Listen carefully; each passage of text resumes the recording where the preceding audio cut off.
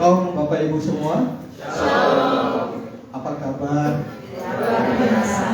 Siap untuk memuji Tuhan? Amin. Mari kita berikan tepuk tangan yang meriah buat Tuhan Yesus. Haleluya.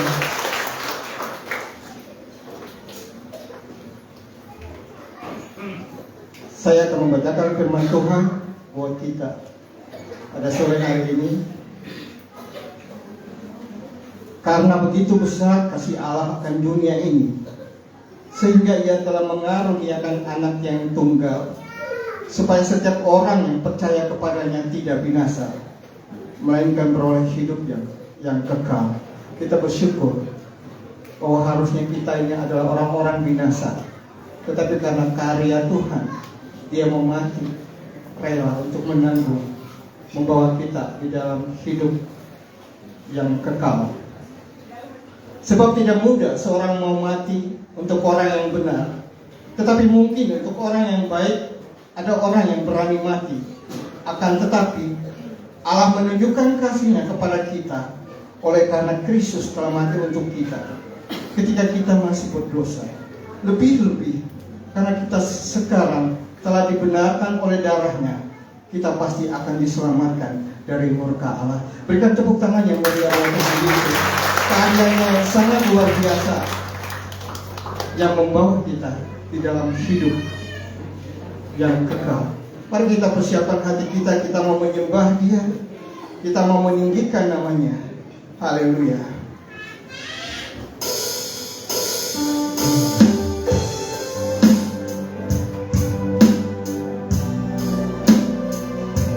Haleluya.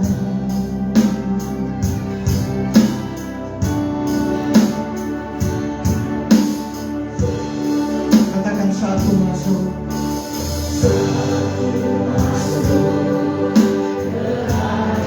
Kehadiranmu, Bapa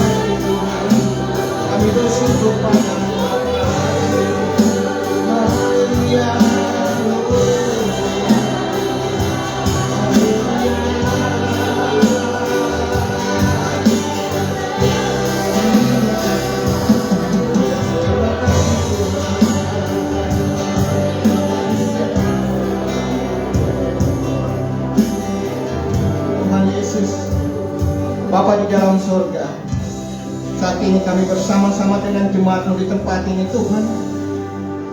Kami mau datang, kami mau menyembah Engkau Tuhan. Kami mau memuliakan nama-Mu Tuhan. Hadirlah di tempat ini Bapa. Hadirlah Tuhan. Biarlah Roh Kudus-Mu Tuhan penuhi tempat ini. Dan biar Engkau mau melawat kami Bapa. Sebab kami rindu Tuhan, hanya Engkau saja yang kami tinggikan. Hanya Yesus namanya yang kami muliakan. Terima kasih Bapa. Haleluya. Haleluya. Haleluya. Haleluya. Haleluya. Terima kasih Tuhan.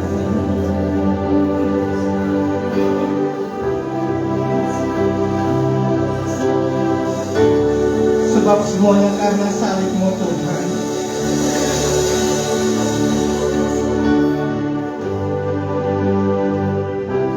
Mari saudara wadah untuk mengangkat pujian ini.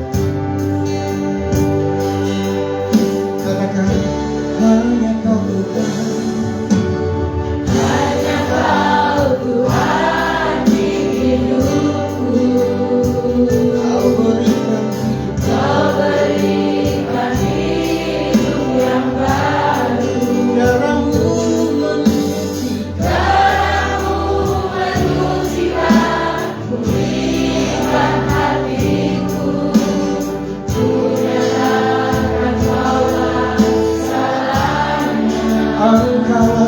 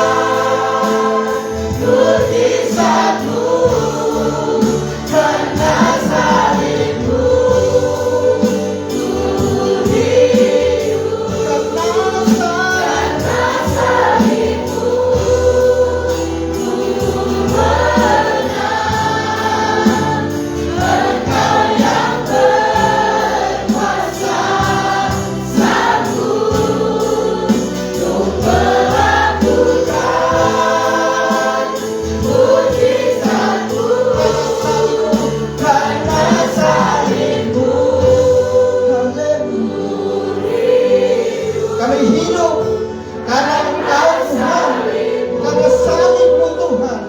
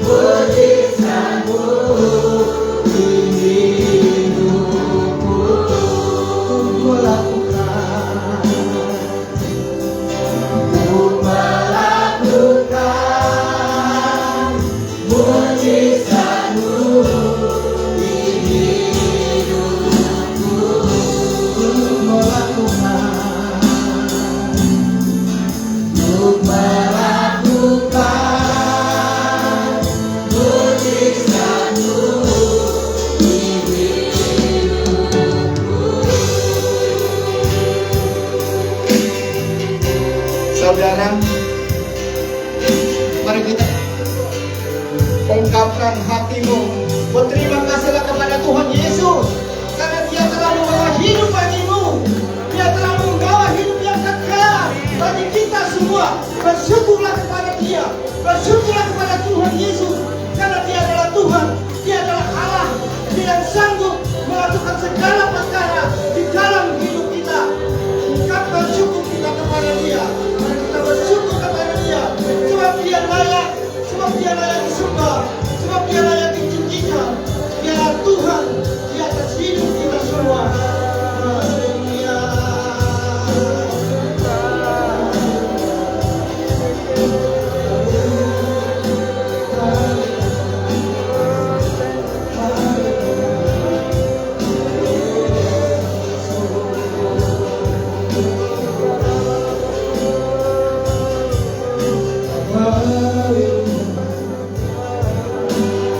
Dia adalah Tuhan yang tulus, Dia adalah Tuhan yang suci, Dia adalah Tuhan yang mulia.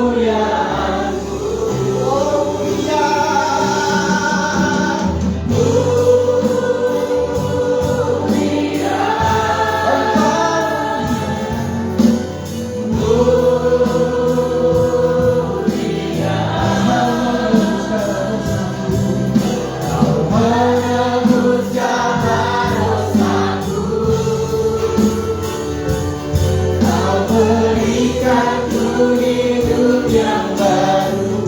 Katakan mulia, mulia, oh mulia,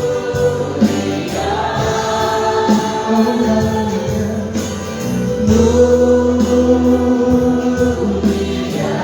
Kasih-Mu mengubah hidupku, kasih-Mu mengubah hidupku. Kau berikan untuk kemuliaan. Katakan mulia, mulia,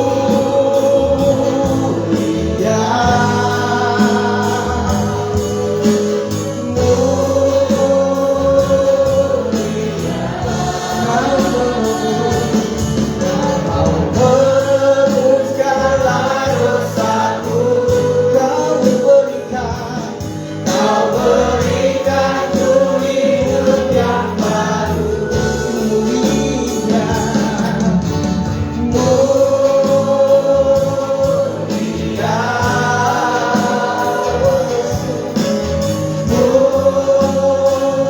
mulia. Kasih-Mu mengubah hidupku. Kau berikanku kemuliaan-Mu. Kasih-Mu mengubah, kasih-Mu mengubah hidupku. Kau berikanku kemuliaan. Kasih-Mu, kasih-Mu mengubah hidupku. Kau berikanku kemuliaan-Mu.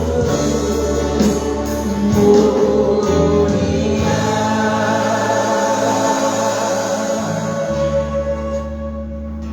Berikan tepuk tangan buat Tuhan Yesus. Karena Dia adalah Allah yang kudus, Allah yang suci, Allah yang mulia. Bapak Ibu dipersilakan duduk kembali. Saya percaya bahwa Tuhan memberikan kesempatan kedua kepada kita semua. Dia sudah memberikan hidupnya, mengorbankan hidupnya, nyawanya untuk menyelamatkan kita.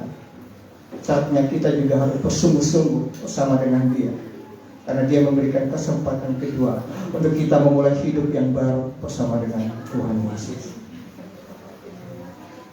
Bapak Ibu, mari kita menyaksikan satu cerita pendek tentang kesempatan kedua.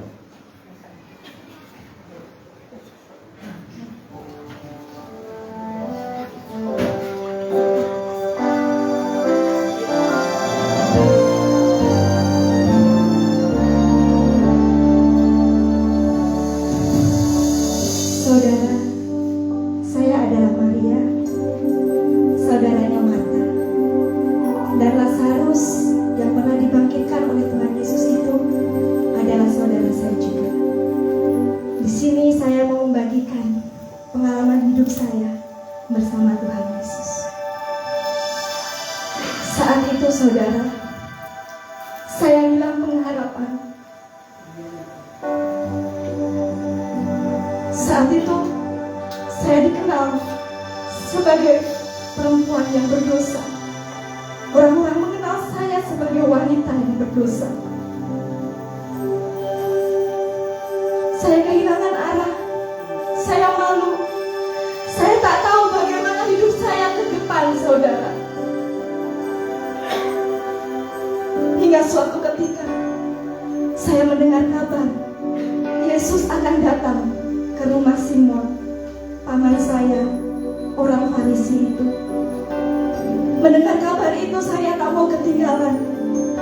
Saya langsung bergegas, saya pergi dengan membawa buli-buli berisikan minyak wangi. Saya datang ke rumah itu. Saya masuk ke ruangan dan mendapati Tuhan Yesus.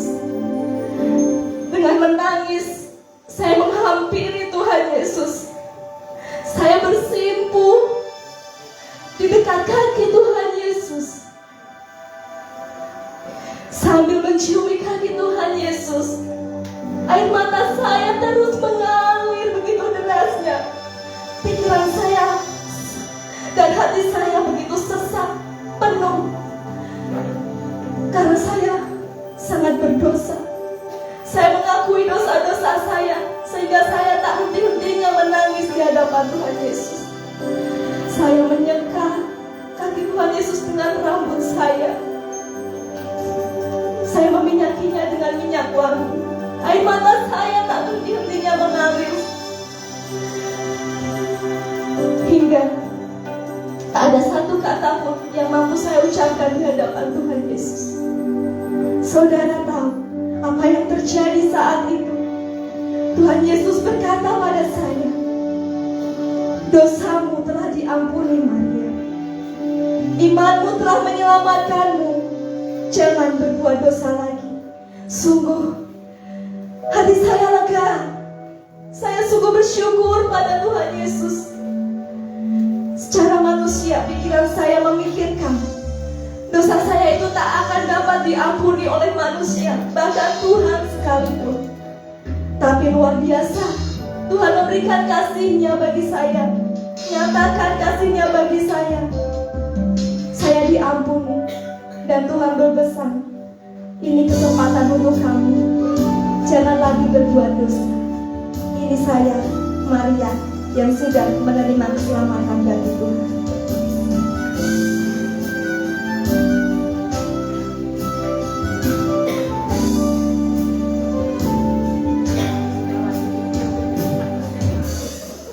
Saya adalah Simon dari Kirene. Kirene adalah tempat di Amerika. Jaraknya dari Kirene ke Yerusalem 1.500 km. Dan saya adalah seorang Yahudi. Saya datang ke Yerusalem.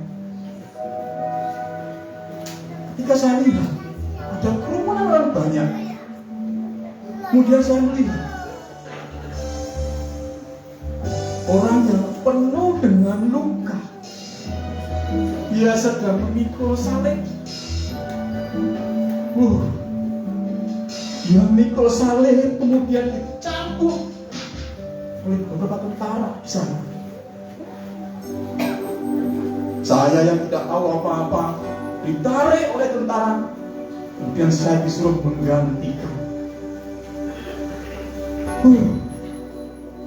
Dengan tertatih-tatih saya mencoba, saya mikul salib. Sungguh luar biasa beratnya. Dan akhirnya saya sampai di Bukit Golgota. Sungguh luar biasa. Saya melihat peristiwa yang luar biasa, sungguh luar biasa. Saya yang tadinya tidak tahu apa-apa, siapa yang disalibkan, saya tidak tahu. Tapi hari itu saya melihat sesuatu yang luar biasa. Ternyata yang disalibkan adalah Sang Mesias, Sang Juru Selamat, Yesus, Tuhan yang sedang menebus dosa manusia. Saya bersyukur saya bisa memikul salib. Saya bisa mengenal Yesus. Saya diberikan keselamatan. Saya diberikan hidup. Dan saya diberikan kesempatan kedua untuk menerima hidup dan keselamatan yang kekal.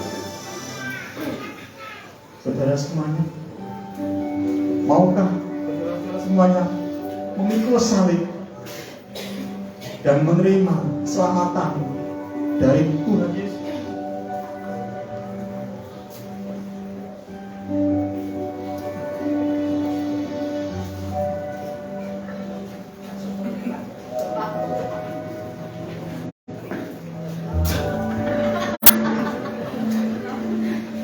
Aku adalah perwira kepala pasukan dari prajurit-prajuritku yang biasa aku mengeksekusi orang-orang yang dianggap jahat di negeri ini.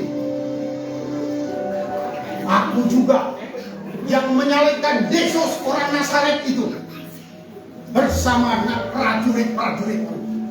Itu ada di depan sana, itu ada 7 itu prajurit-prajuritku. Namun sungguh menggetarkan hatiku saat aku menyalibkan Yesus yang dianggap jahat itu. Karena sungguh tak terbayangkan bagiku bahwa ada peristiwa-peristiwa yang sangat dahsyat terjadi pada saat itu. Hatiku tergetar menyaksikan itu. Bagaimana tiba-tiba langit yang terang benderang menjadi gelap gulita, sedangkan waktu masih siang benderang. Saat jam 12 malam, nah, maksud saya jam 12 siang. Namun langit menjadi gelap gulita, sungguh menakutkan. Saudara-saudaraku, terjadi ada tirai bait Allah terbelah menjadi 2, sedangkan tidak ada satu tangan pun yang menyentuhnya. Bagaimana itu bisa terjadi? Bukan itu saja, saudara-saudaraku. Tiba-tiba terjadi gempa bumi yang dahsyat yang memporak-porandakan negeri ini. Bahkan bukit-bukit batu terbelah. Bukan hanya itu, tetapi kubur-kubur terbuka. Bahkan orang-orang mati yang sudah puluhan tahun dibangkitkan, orang-orang kudus. Dan dia berdiri dari kubur, berjalan, menyatu dengan orang-orang yang menyalibkan Yesus dan menjadi saksi Kristus bahwa Yesus sudah disalibkan. Saudara-saudaraku, sungguh peristiwa yang dahsyat yang belum pernah aku alami selama aku menjadi prajurit, menjadi kepala pasukan dari prajurit-prajurit tentara Roma itu. Namun ada satu hal yang menggetarkan hatiku, sehingga hatiku, jiwaku luntur lantak karena ini. Apa itu? Saat Yesus kami salibkan, tidak terucap satu kata pun mengutuk kepada kami. Tidak terucap satu kata pun menyalahkan kami. Bahkan keluar dari mulutnya dia mendoakan kami, orang yang membenci Yesus, orang yang menyalib dia, orang yang membunuh dia. Dia doakan, Bapa, ampunilah mereka, karena mereka tidak tahu apa yang mereka berbuat. Sungguh hatiku luntur lantak karena mendengarkan doa dari seorang yang kudus, orang yang benar. Dan aku percaya bahwa ini anak Allah yang maha tinggi. Saudara-saudaraku, aku bersyukur kepada Tuhan karena aku diberi kesempatan kedua untuk menyaksikan ini. Dan aku bertobat. Sesungguhnya orang ini adalah orang benar. Sesungguhnya orang ini adalah anak Allah yang maha tinggi. Dan aku diselamatkan seperti seorang penjahat di sebelah kanan Yesus. Dia dibawa Yesus ke Taman Firdaus. Dan aku juga berharap Yesus memberi kesempatan kedua kepadaku untuk membawa aku ke Taman Firdaus bersama dengan orang-orang kudus di sana. Saat ini pun aku berpesan kepada saudara-saudara, kepada jemaat Aletheia ini, juga kepada siapapun yang mendengarkan saat ini. Percayalah kepada Yesus yang memberi kesempatan kedua saudara masih hidup saat ini. Percayalah bahwa Dia orang benar, Anak Allah yang hidup, penebus dosa umat manusia. Haleluya.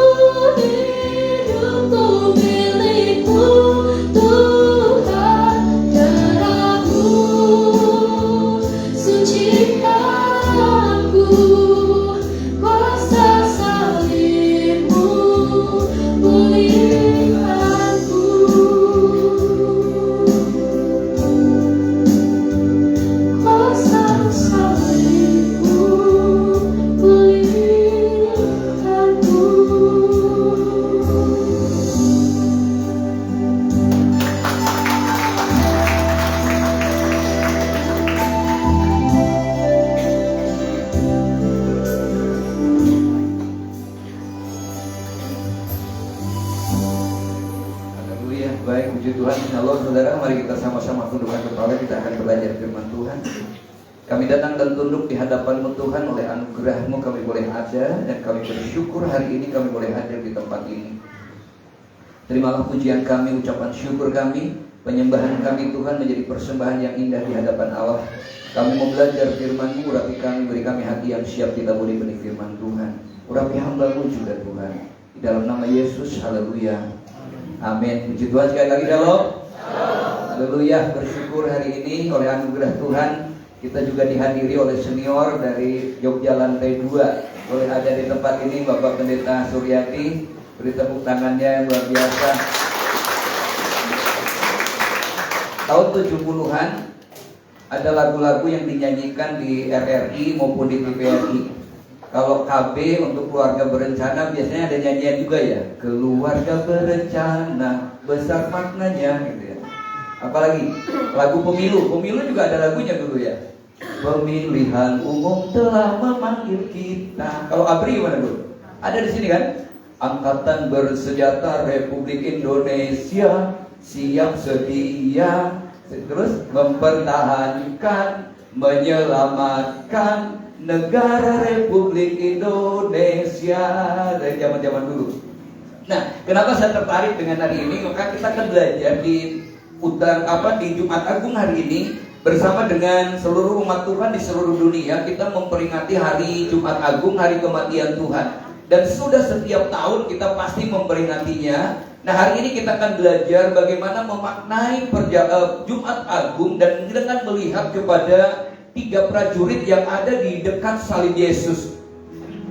Saudara dikasih di dalam Tuhan, kalau kita membaca kisah-kisah di dalam Injil tentang penyaliban Yesus Kristus, kita tahu bahwa seperti tadi drama tadi aktornya begitu tegas luar biasa, saya kalah tegas dengan aktornya. Jadi kalau saya suruh tegas gak bisa gitu ya, nanti bukan saya lagi. Nah saudara, dan kita tahu bahwa eksekusi hukuman mati atau hukuman salib itu dilaksanakan oleh prajurit-prajurit Romawi yang memang pada saat itu bertugas sebagai penguasa di Palestina. Nah Bapak Ibu yang dikasih dalam Tuhan, lalu kemudian mungkin apa hubungannya dengan kehidupan kita sebagai umat Tuhan? Di dalam Injil Yohanes dan Injil Matius memberitakan 3 kisah yang berbeda tentang ketiga prajurit yang ada di dalam penyaliban Yesus, yang dari ketiga karakter prajurit ini memberikan satu gambaran tentang kehidupan kita yang Yesus menyebutnya kita juga adalah prajurit-prajurit Kristus. Kita juga adalah prajurit-prajurit Tuhan yang Alkitab, mari kita baca ayatnya 2-3. Ikutlah menderita sebagai seorang prajurit yang baik dari Kristus Yesus, seorang prajurit yang sedang berjuang, tidak memusingkan dirinya dengan soal-soal penghidupannya, supaya dengan demikian ia berkenan kepada komandannya. Saudara, dari ayat ini kita dikatakan oleh Tuhan, kita dianalogikan, digambarkan bahwa kita sebagai umat Tuhan itu adalah sebagai seorang prajurit Kristus. Seorang prajurit, kita tidak punya hak pribadinya pada saat berjuang, betul-betul tunduk kepada aturan, kepada atasan, kepada bahkan bukan cuma yang lebih tinggi pangkatnya, saya yakin kepada yang lebih senior saja pasti lebih hormat. Saudara, dan penundukan diri ini yang luar biasa. Maka ketika kita ada di dalam Tuhan, kita digambarkan sebagai seorang prajurit. Tugas seorang prajurit di sini menurut firman Tuhan adalah dia tidak memusingkan keberadaannya, tidak memusingkan keadaannya, tidak memusingkan keluarganya. Yang dia lakukan adalah bagaimana dia menyenangkan tuannya. Nah, karakter inilah yang harus ada di dalam kehidupan kita. Makanya hari ini kita akan belajar kepada 3 prajurit yang ada di seputar salib Yesus. Nah, prajurit yang pertama, saudara, mari kita baca ayatnya. Ini karakter prajurit yang pertama. Kita baca 2-3. Sesudah prajurit-prajurit itu menyalibkan Yesus, mereka mengambil pakaiannya lalu membaginya menjadi 4 bagian, untuk tiap-tiap prajurit 1 bagian. Dan jubahnya juga mereka ambil. Jubah itu tidak berjahit dari atas ke bawah, hanya 1 tenunan saja. Karena itu mereka berkata seorang kepada yang lain, janganlah kita membaginya menjadi beberapa potong, tetapi baiklah kita membuang undi untuk menentukan siapa yang mendapatkannya. Terus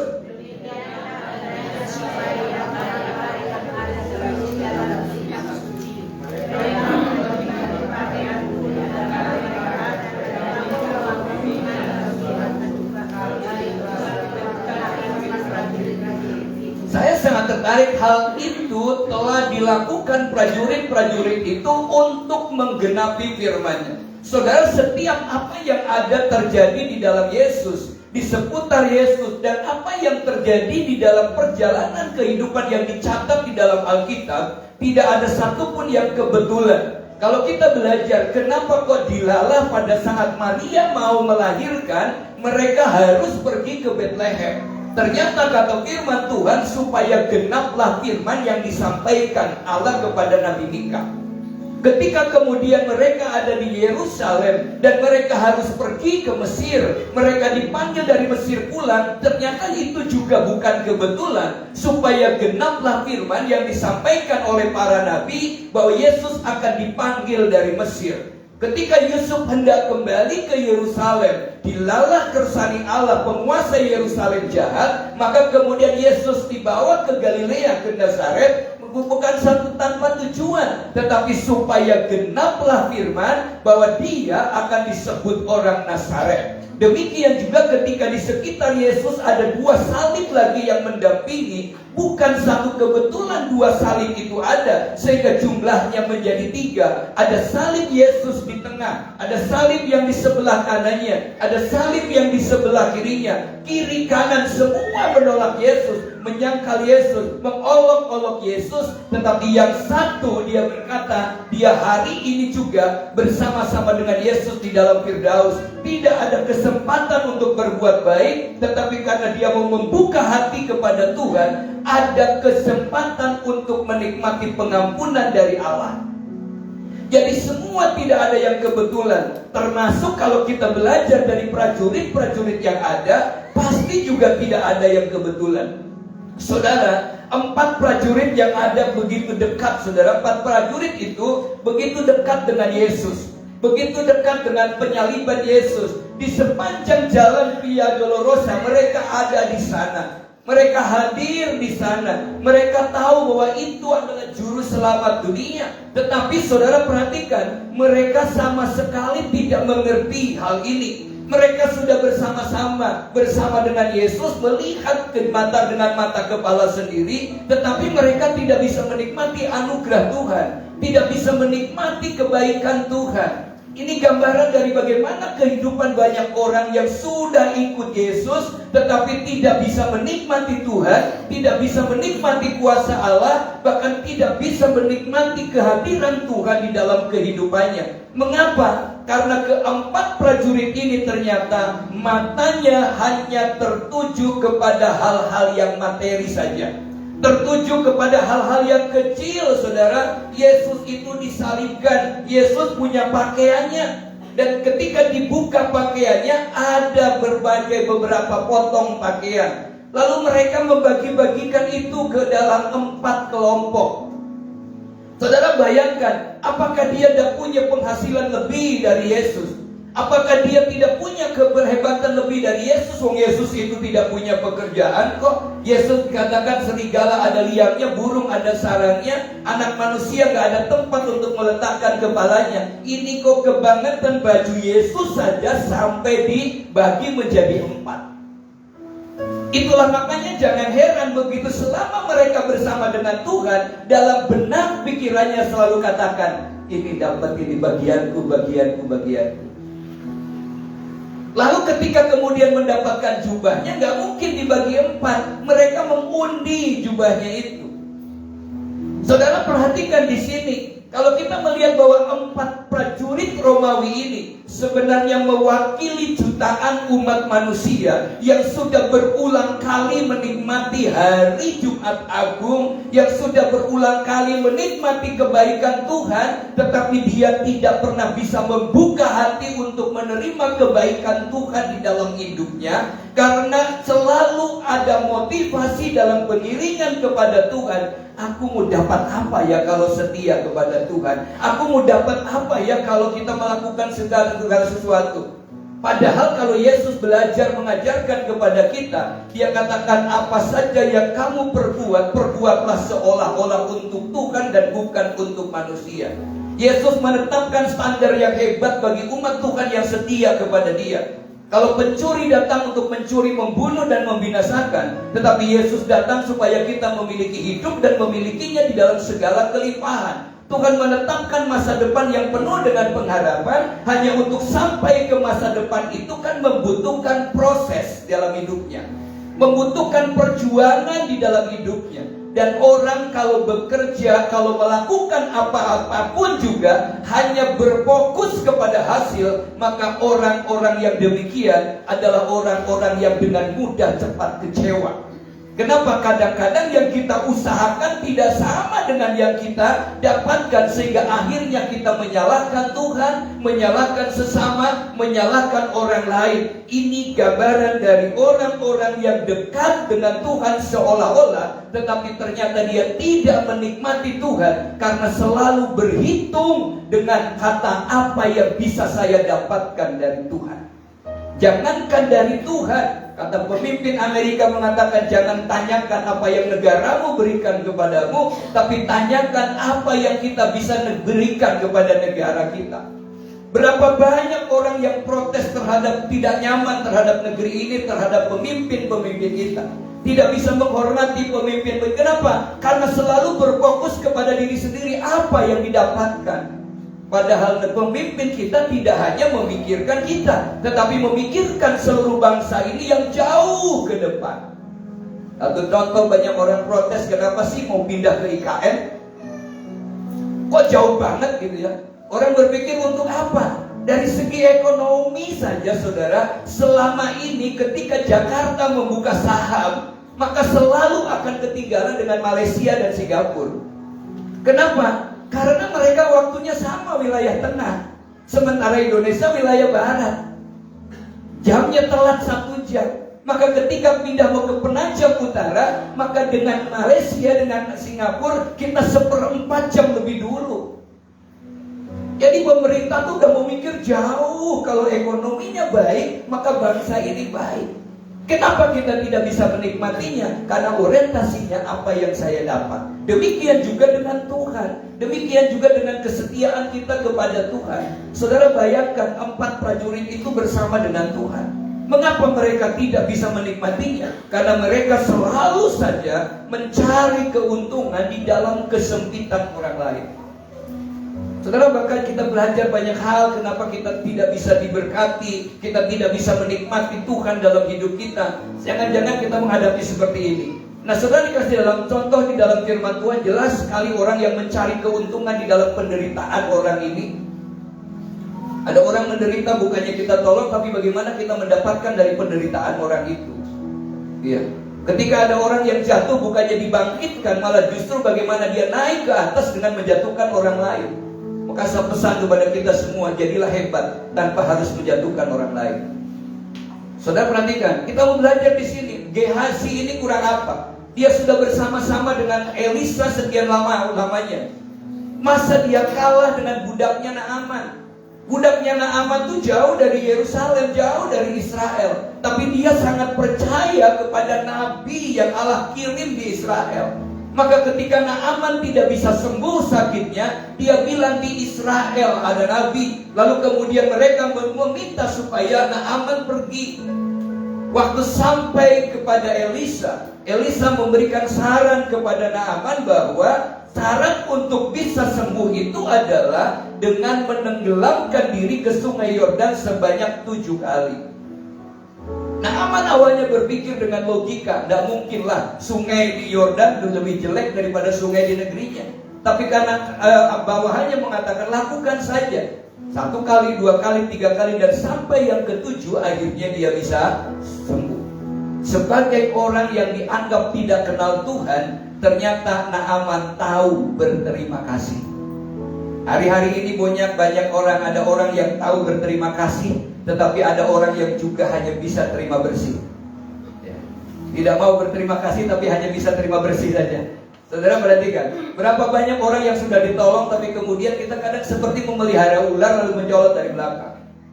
Nah saudara perhatikan, dan waktu Naaman itu kemudian mau berterima kasih kepada Elisa, ternyata Elisa menolak. Dia tidak mengkomersilkan karunia yang Allah berikan. Dari Tuhan kok. Sama kalau ditanya apa bukunya dijual, enggak ilmunya dari Tuhan kok. Kalau ada yang niru bagaimana, biarin aja. Kemarin ada yang bilang apa, quote-quote-nya saya pakai loh. Tiap ini saya terbitkan dalam bentuk video. Apa protes gak? Gak apa-apa, pakai saja. Saya juga gak ngerti yang mana yang sudah ditayangkan. Ilmunya juga idenya dari Tuhan kok. Dan kadang-kadang itu bukan tulisan saya juga. Saya baca lalu saya terima. Nah saudara dikasih dalam Tuhan, sebagai ucapan terima kasih dia membawa. Tetapi ternyata Elisa menolak. Nah dalam kondisi seperti ini ternyata Gehazi ini terbuka pikirannya. Dia cerdas juga dikatakan dalam ini. Waduh bosku gak bisa, aku saja. Lalu dia nyusul lalu kemudian apa yang terjadi? Tawar-menawar harga, lalu kemudian ngobrol, dan diberikanlah hadiah itu kepada Gehazi. Saudara perhatikan di sini, dampaknya hebat sekali. Gehazi secara materi memang menerima apa yang Naaman berikan, tetapi bukan hanya berkatnya, hartanya yang menjadi milik Gehazi, tetapi kustanya juga pindah kepada Gehazi dan pindah juga kepada anak cucunya. Kalau tadinya hanya Naaman yang kusta, tapi karena Gehazi punya motivasi yang tidak baik, bukan cuma dia yang kena kusta, anak cucunya juga kena kusta. Nah saudara, dalam bentuk lain mungkin dalam kehidupan kita tidak sama seperti Gehazi, tidak ada yang kusta. Tetapi seringkali kita juga tidak tulus di dalam membantu, tidak tulus di dalam memberi pertolongan. Selalu saja ada motivasi yang lain di balik itu. Di balik pemberian baik, di balik pertolongan, di balik apapun juga, bahkan di balik senyuman pun seringkali ada tujuan yang mengerikan. Saudara perhatikan di sini, kita mungkin tidak seperti Gehazi menerima apa-apa. Dan bagi pelayan-pelayan Tuhan juga, saya beberapa kali pernah bilang hati-hati. Ketika kita terjebak kepada hasil, maka kita akan menggenapi firman Tuhan yang mengatakan bahwa suatu kali menjelang akhir zaman akan ada banyak orang yang lebih suka mendengarkan khotbah yang menyenangkan telinga. Dan kalau ada khotbah yang menyenangkan telinga, itu berarti ada pengkhotbah yang selalu mengkhotbahkan yang menyenangkan telinga pendengarnya. Motivasinya apa? Kita tidak tahu. Ada bisa motivasi materi sehingga khotbahnya kemudian menjadi komoditas. Ada motivasi untuk mendapatkan menjadi lebih banyak mungkin. Tetapi kita belajar di sini, saudara yang dikasih dalam Tuhan, kita mau belajar. Memang prajurit itu menggenapi firman Tuhan, tetapi ternyata yang mereka lakukan menggenapi dari sisi yang tidak baik. Untuk itu saudara yang dikasih dalam Tuhan, mari kita belajar. Jangan mencontoh prajurit yang pertama, dekat dengan Tuhan tetapi tidak bisa memahami Tuhan. Yang kedua adalah prajurit yang kedua. Tentu kan apa yang pertama prajurit yang pertama, maka yang kedua juga prajurit yang kedua. Nah prajurit yang kedua, mari kita baca ayatnya dalam Yohanes 19 ayat 34, 23. Tetapi seorang dari antara prajurit itu menikam lambungnya dengan tombak dan segera mengalir keluar darah dan air. Saudara, peristiwa ini juga untuk menggenapi firman Tuhan. Tapi kalau kita lihat dari sejarah, lihat dari catatan yang ada di dalam ayat 31 sampai 33, itu bukan kebiasaan prajurit Romawi. Tugas prajurit Romawi kalau sore, karena apalagi itu besoknya menjelang hari Paskah, minggu pertama hari Sabtu, maka sebelum jam 6 sore harus mati.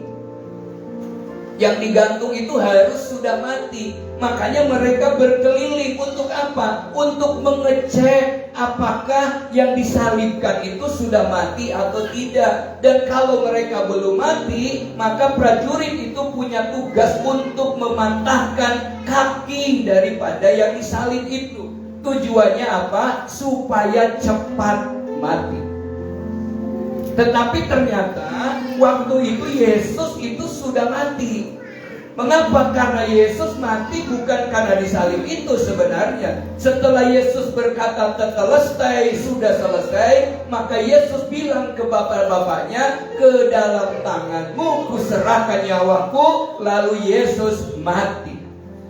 Alkitab mencatat Yesus mati. Coba berani gak kita ke bapak kita, bapakku mati? Nggak bisa, kurang sopan ya. Kalau sama tetangga aja, tetangganya biasa sedo, wafat, terus mangkat, terus meninggal dunia, terus menutup mata, terus menghembuskan napas yang terakhir, terus pulang ke rumah bapak. Banyak mengganti kata untuk memperhalus kata mati. Sementara Tuhan kita Yesus dicatat di dalam Alkitab tidak pernah pakai tendeng aling-aling. Judul perikopnya Yesus. Saudara perhatikan, Alkitab mencatat di sini Yesus sudah mati. Harusnya prajurit itu kan kalau sudah mati ya wis lewat. Tidak perlu nonjok mengambil lembing lalu nyodok ke lambungnya Yesus. Nggak perlu. Saudara kerjakan, nggak perlu dipatahkan kakinya. Tapi yang aneh saudara, ternyata salah seorang dari prajurit itu ketika kemudian melihat Yesus sudah mati, dia balik lagi. Dia mengambil lembingnya lalu menyodoknya, menusukkan ke lambung Yesus. Ini di luar kelaziman bagi seorang prajurit. Di luar kelaziman. Saudara, dan dia sudah bersama dengan Tuhan, punya tugas patroli itu, tapi dia melakukan penyelewengan. Saudara perhatikan, mengapa bisa demikian? Ini kan sebuah tindakan indisipliner sepertinya. Sebuah tindakan yang tidak sesuai. Tetapi tindakan ini pasti keluar dari hati yang sangat dalam, dari seorang yang penuh dengan amarah dan kepahitan dalam hidupnya. Kalau orang itu punya amarah, punya kepahitan, kadang-kadang sambil lewat saja, apapun dipukul, disobekin. Saya nggak tahu mobil saya itu salahnya apa kok ditulisi gitu ya. Mobil diparkirnya ditulisi, kekurangan apa? Saya perhatikan, jadi ngopo tuh ya, kok dadak tulisi gitu ya. Kalau tulisannya bener, nggak apa-apa. Kadang ini ngopo ya anak ini tujuannya ya. Pasti ada yang nggak beres dari hidupnya. Kalau di jalan tiba-tiba ada orang-orang yang suka iseng kan, mungkin ada orang pasang paku di jalan, ngapain juga? Dia tukang tambal ban bukan? Ya. Saudara perhatikan, kenapa? Pasti ada yang nggak beres. Ada orang yang tiba-tiba jadi pendiam, pasti juga nggak ada sesuatu dalam hidupnya. Ada seorang yang tiba-tiba jadi pemarah, pasti ada sesuatu di dalam hidupnya. Dan itu berasal dari hati. Nah, prajurit ini sebenarnya sama. Dia melakukan itu berdasarkan ada kepahitan, ada amarah di dalam kehidupannya. Mengapa dia dipenuhi dengan amarah itu? Saudara yang dikasih dalam Tuhan, yang pertama, kemungkinan besar bahwa prajurit ini berasal dari keluarga yang broken home, sehingga dengan lewatnya waktu terbentuklah satu watak yang keras dan penuh dengan kepahitan terhadap orang lain. Nggak ada salah pun, bencinya luar biasa. Bukankah di antara kita yang kadang-kadang sering orang yang cuma komentar terus, tetangganya dandan itu oke, tetangganya nggak dandan itu oke, tetangganya beli apa ditegur, ingat, tetangganya nggak beli apa-apa salah juga. Saudara, kita sering menemukan orang yang seperti itu, yang nggak pernah melihat orang lain dari sisi positifnya, nggak pernah melihat keadaan dari sisi positifnya, negatif saja terus. Hati-hati kalau orang punya pemikiran seperti ini, jangan-jangan hatinya belum beres. Ketika orang curiga kepada orang lain, jangan-jangan kita yang tidak beres karena kita sering melakukan hal yang sama yang kita curigai. Dan ini karakter dari prajurit yang ada bersama dengan Tuhan. Lalu Yesus sudah mati kok ditusuk, iseng amat di sini. Kalau kita udah hidupnya tidak benar, kadang-kadang piring yang tidak salah saja dibanting. Apalagi yang salah. Saudara, yang kedua, sebenarnya mungkin dia merasa bosan, tidak menyukai pekerjaan itu. Seperti drama tadi, pendek tadi dikatakan bahwa tugasnya memang eksekusi mati. Tiap hari membunuh orang yang bersalah. Ada perasaan juga dia pasti. bosan dengan pekerjaannya, kadang orang jenuh, itu kan aneh-aneh juga. Yang ketiga, saudara, ia mungkin sedang punya beban berat secara pribadi. Banyak hal yang membuat dia menjadi kacau pemikirannya. Dia tidak biasa, tidak bisa menguasai hidupnya, sehingga kemudian dia melakukan tindakan yang kontraproduktif di dalam hidupnya, yang membuat kemudian banyak orang jadi dirugikan oleh karena perbuatannya. Saya juga gak habis pikir kalau orang kosmetik banyak hal kadang dalam hidup ini yang aneh-aneh tuh. Kalau ada naik motor, lampu yang di depan kan yang seharusnya terang. Tapi saya suka menemukan yang aneh, yang terang itu lampu belakang. Ini tujuannya apa coba? Ya, pernah gak nemukan begitu? Kira-kira kita yang dari belakang silo kan? Terus tujuannya ngapain? Terang itu kan di depan, supaya kita bisa lewat. Ini yang terang di belakang terus apa tujuannya? Ini kan terbalik pola pikirnya. Ya. Apalagi motor besar banyak banget di sini kayak bingung standarnya. Naik aja sampai goyang-goyang begini. Sudah perhatikan, ini banyak orang yang aneh-aneh itu saya pikir bukan karena dia memang aneh, karena ada sesuatu di dalam hidupnya. Maka hari ini kalau kita melihat kita sedang aneh-aneh, kita belajar. Mumpung kita Jumat Agung, kita introspeksi. Jumat Agung itu buat kita introspeksi loh. Saudara dikasih dalam Tuhan. Yang berikutnya, mungkin ia jengkel juga. Kenapa? Karena tadi nggak menang undiannya. Kan jubahnya tadi diundi. Dari berempat diundi, yang menang kan satu. Dia sebenarnya pengen jubah itu. Jengkel begitu lihat Yesus, jubahmu nggak menguntungkan, tak tusuk kamu. Saudara perhatikan, ini banyak orang yang aneh kan begitu. Nah, ini kejadian yang sering kali terjadi. Mengapa kita karakter dari prajurit kedua? Jadi prajurit yang kedua ini mengingatkan kepada kita tentang kepahitan Saul kepada Daud, yang sebenarnya Daud tidak pernah salah melakukan segala sesuatu buat Saul. Ada tugas yang diberikan Saul kepada Daud itu yang tidak masuk akal. Itu apa coba? Halo, masih ingat tugas apa yang tidak masuk akal diberikan kepada Daud? Membawa 100 kulit katan, nyunatin orang gitu. Itu kan tugasnya gak wajar. Tapi Daud melakukan itu, sampai itu perempuannya dikasihkan ke orang lain lagi. Dengan apa Saul sampai jengkel dendam kepada Daud? Hanya karena pujian saja. Orang-orang waktu Daud lewat dari peperangan, orang bilang Saul mengalahkan beribu-ribu, tetapi Daud mengalahkan berlaksa-laksa. Tersinggung loh, karena tidak dipuji saja tersinggung. Ini namanya gila hormat. Nah kalau kita gila hormat, gak usah lah, wong kita bukan bendera kok. Iya kan? Kalau mudah tersinggung, kalau kita pengennya dipuji, diagungkan terus, wes punya nama, dikasih nama puji saja terus. Selesai. Saudara perhatikan, ini karakter.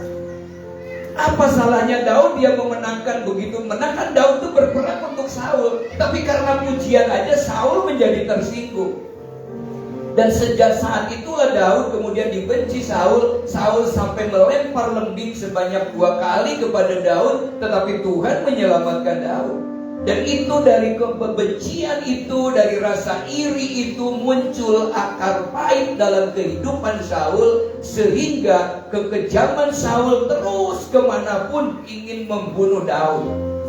Ketika Daud mau berusaha punya kesempatan membunuh Saul, Saul tidak jadi dibunuh. Dia bilang, anakku di mana engkau? Setelah itu benci lagi. Orang yang punya kepahitan itu hatinya tidak pernah stabil. Hari ini senyum, besok benci. Hari ini ceramah, besoknya judes. Iya kan? Hari ini sumeh, besoknya jamendut. Hari ini pemberi baik banget kepada orang, wah dibagi-bagi jadi orang baik. Besoknya pelitnya minta ampun. Tidak jelas.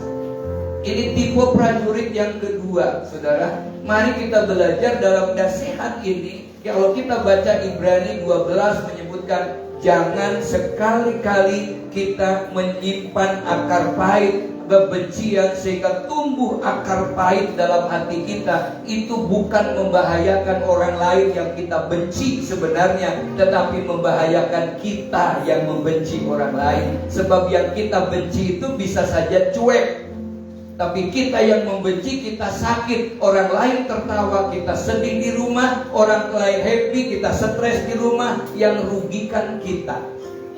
Jadi penyaliban Yesus Jumat Agung mengajarkan kepada kita, mari kita belajar untuk membuang akar kepahitan. Karena Yesus mati itu sebenarnya manusia yang tidak layak di hadapan Tuhan, yang jauh dari Tuhan. Karena kematian Yesus, tabir bait suci terbelah menjadi dua. Setiap orang punya kesempatan untuk datang kepada Yesus dengan kalimat yang begitu indah. Barang siapa percaya kepadanya tidak binasa, melainkan beroleh hidup yang kekal. Yang ketiga, saudara, prajurit yang ketiga adalah prajurit yang, kalau kita belajar di sini adalah kebetulan ini pasukan, kepala pasukan Romawi yang punya tugas untuk mengeksekusi Yesus. Saudara, mari kita baca ayatnya, Matius 27 ayat 54. 23. Kepala pasukan dan prajurit-prajuritnya yang menjaga Yesus menjadi sangat takut ketika mereka melihat gempa bumi, lalu berkata, sungguh ia ini adalah anak Allah. Dia melakukan satu hal yang luar biasa. Dia dekat dengan Tuhan seperti yang lain. Ternyata kepala prajurit ini menyimak setiap hal yang terjadi. Dari mulai penangkapan pagi Via Dolorosa sampai di Bukit Tengkorak, dia perhatikan betul hal-hal yang terjadi. Makanya dia merenungkan apa yang terjadi itu.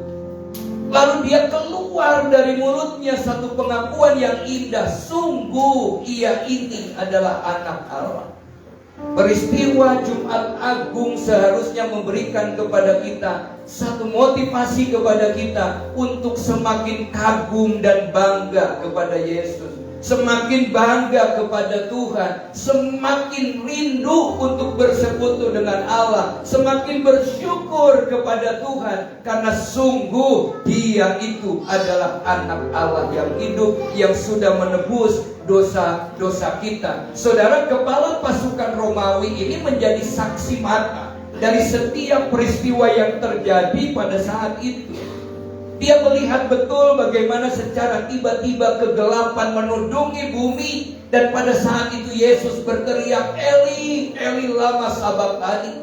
Ada kengerian yang luar biasa ketika Yesus berteriak. Bukan dia memanggil Bapaknya karena Bapaknya tidak sayang lagi, tapi hari itu Bapa Sorgawi tidak lagi bisa melihat dosa yang sedang dipikul oleh Yesus. Beratnya dosa yang dipikul membuat dunia menjadi gelap, karena dosa bukan hari itu, tetapi dosa di sepanjang masa Yesus sedang pikul pada waktu itu. Dia Bapaknya berpaling, Bapa yang begitu mengasihi dia sekarang berpaling, beban berat dipikul oleh Yesus. Bukan itu saja, Alkitab mencatat ada gempa bumi yang dahsyat sehingga kuburan pun terbuka. Satu kengerian yang dilihat oleh kepala pasukan itu, dan dia merenung, ini pasti bukan orang biasa. Apalagi ketika mendengar ungkapan pertama yang diucapkan oleh Yesus pada saat dia disalibkan. Dia bukan mengutuk, dia bukan memaki, tetapi dia bilang, Bapa, ampunilah mereka, karena mereka tidak tahu apa yang mereka perbuat. Kalau manusia biasa dihianati, dibenci, disalibkan, pasti keluarnya sumpah serapah. Tapi Yesus tidak. Dari proses itu dia melihat bahwa ini bukan manusia biasa. Dia adalah anak Allah. Sehingga kemudian hati centurion ini terbuka kepada Tuhan. Dia mengerti bahwa yang tergantung di kayu salib itu adalah anak Allah.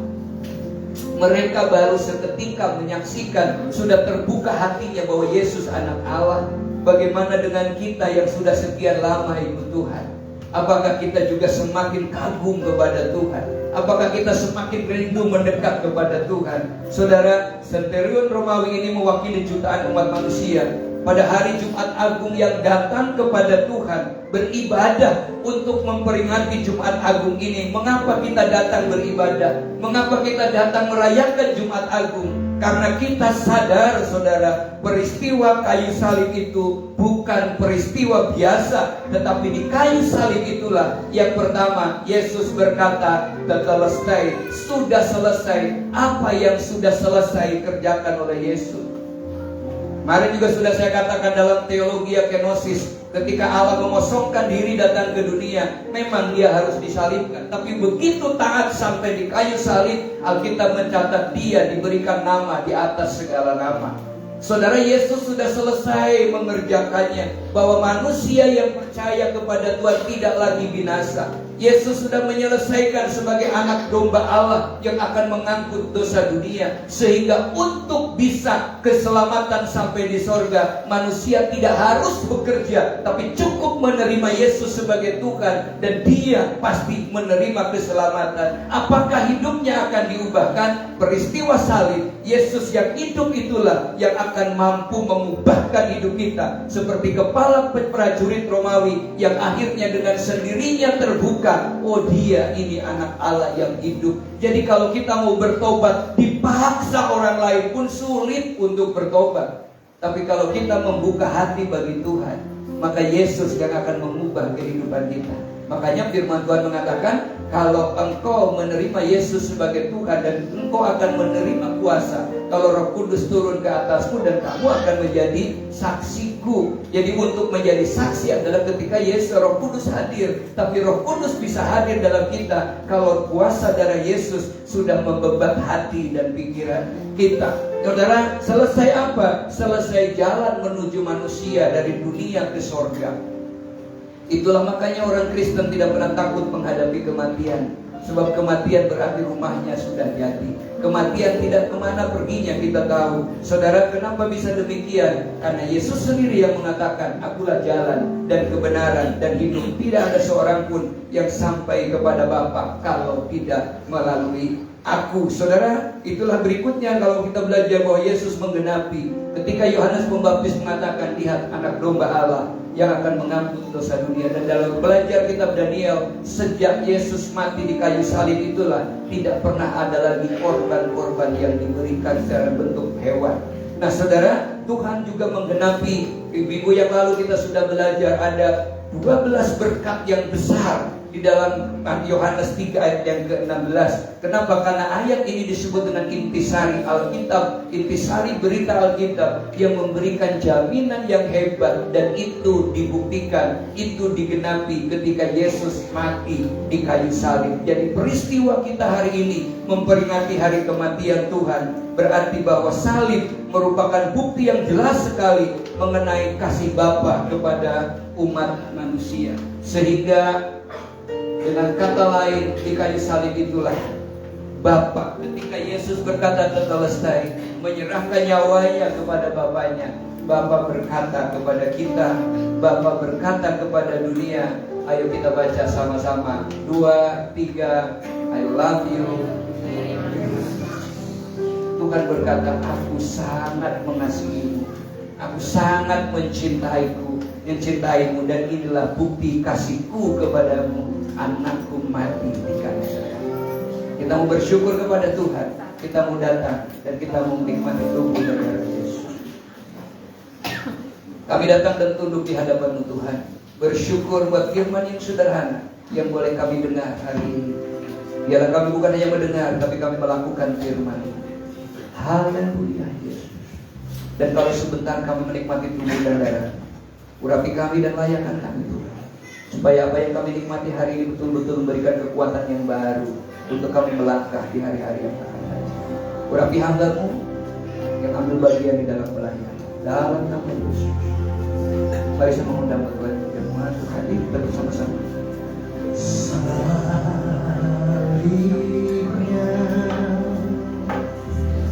Salibnya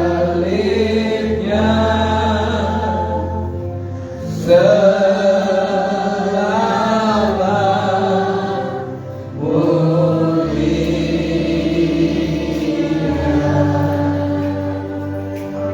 doa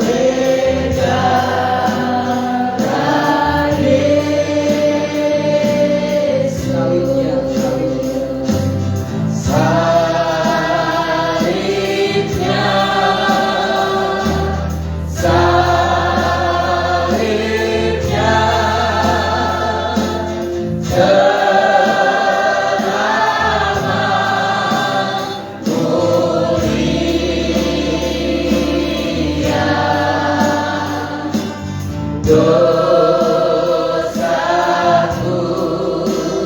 disucikan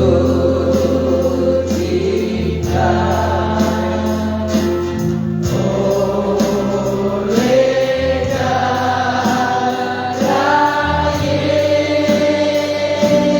Biar singkat saja jadikan punya dan doa. Sidang jemaat, mari kita renungkan firman ini. Kepala pasukan Romawi betul-betul memahami siapa yang disalibkan, sehingga dengan tidak pernah khawatir dia berkata, sungguh dia ini anak Allah. Tidak gampang untuk mengungkapkan ini karena ada resiko yang besar. Dia pasukan kepala pasukan Romawi yang tentunya ada resiko yang besar ketika dia harus mengakui Yesus Tuhan. Tapi dia berani melakukan itu karena dia punya pengalaman pribadi dengan Allah. Orang-orang yang sudah punya pengalaman pribadi dengan Tuhan, Pak, yang akan terus konsisten dalam komitmennya kepada Tuhan. Amin. Yesus, mari sama-sama katakan salibnya. Salibnya,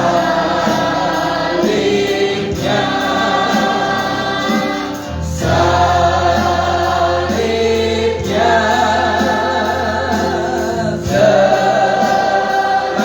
selamat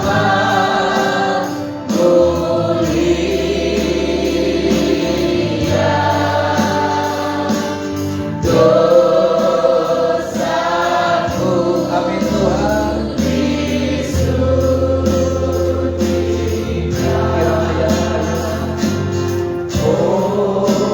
Oleh darah Yesus salibnya, salibnya, salibnya, selamat mulia dosaku disucikan oleh darah Yesus.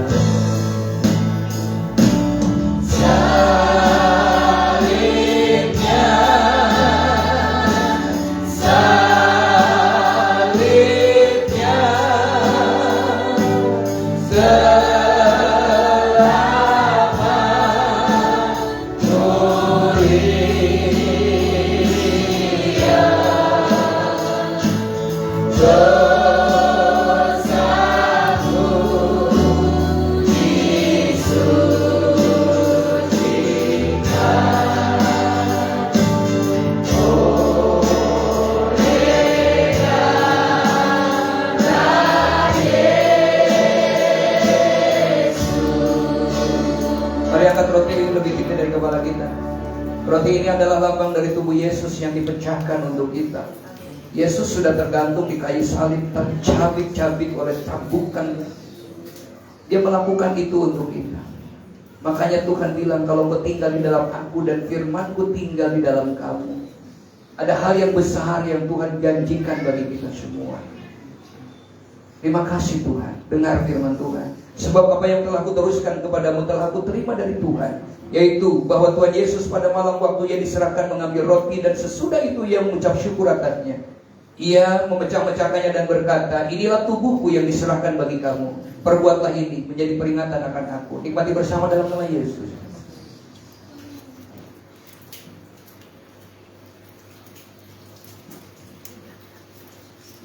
Angkat cawan lebih tinggi dari kepala kita.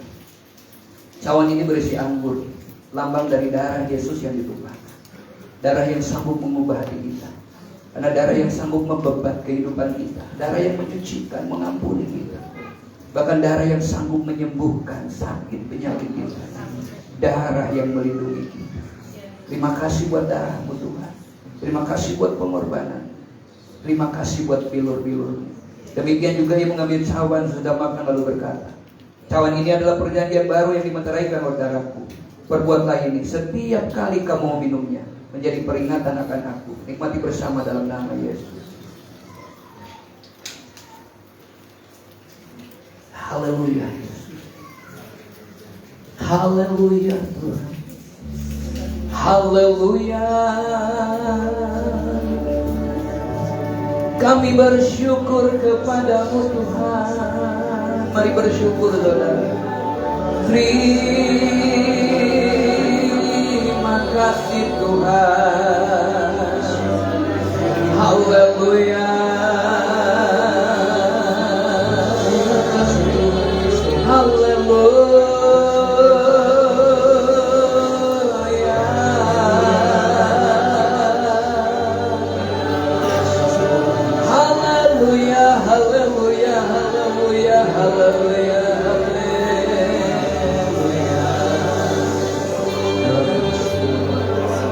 Terima kasih Tuhan. Biarlah kami menjadi pribadi yang baru seperti kepala pasukan Romawi, yang mampu memahami, menyadari siapakah Yesus yang disalibkan itu.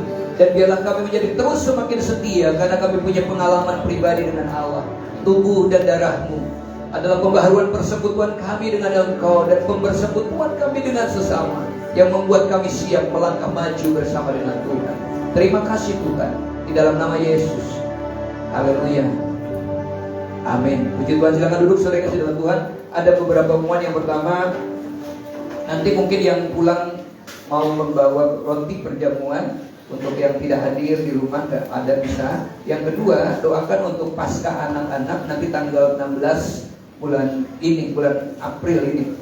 Doakan juga hari Jumat saya melayani di Kemhan. Lalu kemudian malamnya rapat untuk persiapan ke Manila, ke Filipina. Lalu dari sana Sabtu pagi langsung ke Sukabumi untuk melayani di Sukabumi, dan baru Senin kembali ke Jogja. Ya, semua boleh berjalan dengan baik, khususnya buat pelayanan misi dari Manado ke Tahuna. Ada rencana ada Non Pacific Jazz, Festival Non Pacific Jazz di Pulau Kahitang, satu pulau perbatasan dengan Filipina, untuk bisa melakukan juga ada ibadah di sana. Dan lalu ke Marore lewat border di sana, masuk ke Filipina lewat Davao. Kita tidak ada lagi pertemuan yang lain. Kita akan hari Minggu kita ada ibadah Paskah di sini dari Paracletus. Sekali lagi terima kasih buat dari kepolisian, dari Koramil yang boleh hadir, dari lingkungan yang ada, dari Bapak Ibu yang hadir. Kita angkat pujian Cici Loro dulu. Cici Loro dulu, Copodo dulu.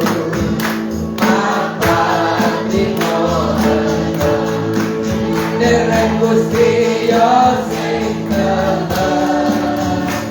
itu walusama derek Gusti sembrono sepuluh istana derek Gusti Yosef. Katakan di luar dulu. Mari kita berhari teman-teman. Kita mantapkan ikut Tuhan Gusti Kodo apa tiko derek Gusti Yosef itu walusama derek Gusti Ojo Sembrono sepuluh jalan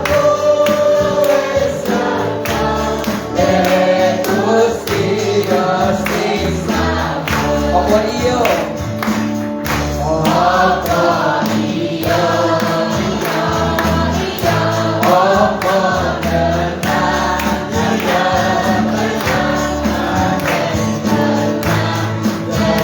Gusti apa iyo? Apa iyo?